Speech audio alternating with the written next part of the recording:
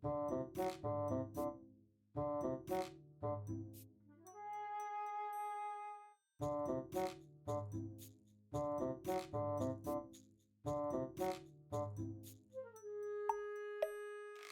さんこんにちは、宮城です。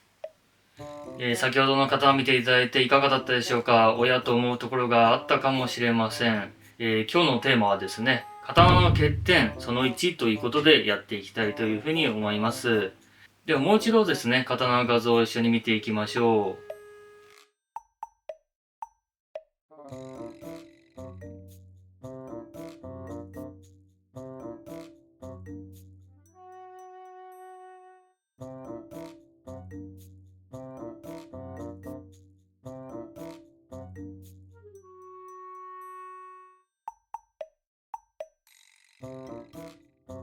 やや不自然で違和感を感じるところが、刀身の下半分にございますね。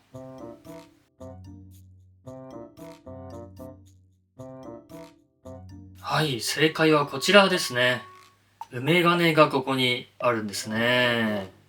書いて字のごとくですね、鉄、金で埋めてるのが梅金ですね。詳しくはまた後で、ご説明いたします。この部分はですね、境界線が非常に、分かりやすくて、人為的に直してるなというのが、見て取れるところなんですが、この辺りもですね、こう角度を変えてみると、鉄の色が違いますね。境界線は少し、下に比べると分かりにくいですが、鉄の色が違います。こちらも梅金ですね。で、この梅金はですね、刀の欠点ということになるんですね。欠点というと、美術刀剣としての、美術品としての価値が下がる、あるいは、価格的な、金銭的な価値ですね。それが下がるということになるんです。車で例えるならですね、修復歴のようなものですね。隠したいけど完全には隠せないというようなものです。そして今日のお話はですね、この梅金をただの欠点として見て終わっていいのかというところをお話ししていきたいというふうに思います。少なくともですね、この刀の所有者にとっては、梅金をしてでも長く使いたかった。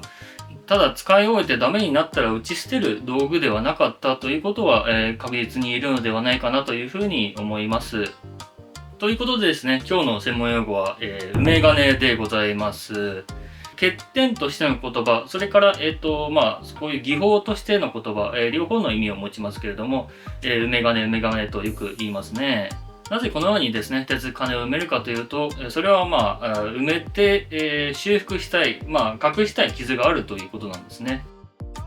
多くの場合はですね、膨れという傷がこう破けて大きく広がった時にですね、この梅金をして、直すというのがよくあることなんですけれども、膨れの説明はですね、また膨れがある刀が入った時にご説明しますので、ちょっと今回は膨れに関しては少し飛ばしていきます。ともあれですね、大きな傷があるのを修復する時に、この梅金という方法を取るということですね。このような傷もですね、剣まで、取り切れるような傷であればいいんですけれども、中には研磨しても取り切れない、あるいはこれ以上研磨すると広がってしまうというような傷もあるわけですね。研磨するというのは刀を削るということになりますね。これはやりすぎはよくありません。したがって梅金というような形でですね、別の鉄を埋めて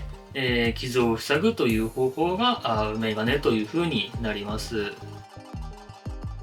今回のこの梅金はですね、平作りということもあって非常に見やすく、今回の動画のような題材としてはですね、手付けの刀ではあるんですけども、本当に上手い職人がやった梅金というのはですね、これはプロアマ問わず一瞬見ただけではですね、本当に見分けがつかないような非常に精巧な梅金というのもあるんですね。非常に素晴らしい職人の技術ですよね。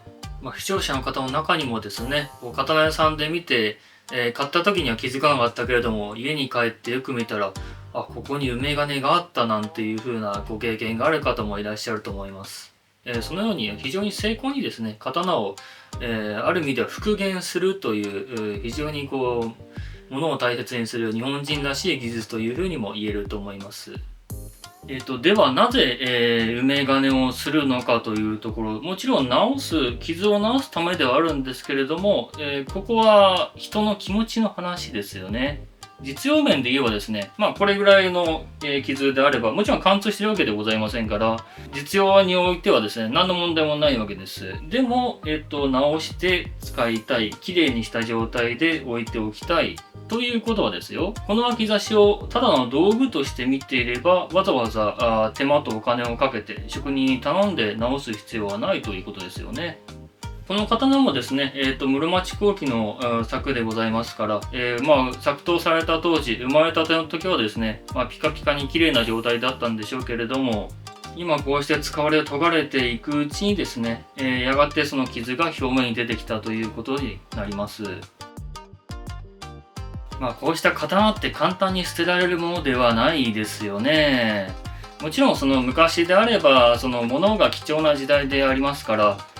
もちろん、簡単に使い捨てぽいというわけにはいかないんですけれども、それ以上に意味があるのはこの刀でございます。自分の刀というとですね、途端に愛着が湧いてくるものですし、例えばこれがご家族ですとか、あるいは友人から譲り受けたものであれば、思い入れというのは計り知れないものですよね。だから、なんとか傷が出ても綺麗な状態にしておきたい、残しておきたいというのが、それが人情というものでございますね。もちろんですね、これは美術陶芸の世界では、欠点とされています。それはない方がいいですよね。ないに越したことはありません。なので、こういったものに関してはですね、きちんとご説明した上で、相応な価格でご提供するということはですね、もちろん多くの刀屋さんやってますし、私もそうしてます。ですのでね、納得して所有するのであれば、メガネというのは単なる欠点ではなく、実用刀として使われながらもですね、修復して残された、古の所有者の思い入れが詰まった刀とも言えるのではないかなというところですね。我々に完璧な人間などいないようにですね、刀にも完璧な刀というのはなかなかないんですね。これは稀です。この脇差しもそうであるようにですね、生まれた時は綺麗な姿でも、生きてやなんかあるんですね。刀もそうです。この刀で言えば古刀ですから、400年以上生きてるわけですけども、そりゃなんかあるに決まってるんですよね。今日はそのなんかあるのなんかのお話でした。さあ、ここまでお聞きいただいていかがだったでしょうか。これについてはですね、いろいろご意見あると思います。ぜひぜひ、コメント欄で、お考えやですね、ご感想などをお聞かせいただければというふうに思います。ただですね、この梅金がある刀を愛刀にされている方もいらっしゃいますね。辛辣な言葉はちょっとNG とさせてください。よろしくお願いいたします。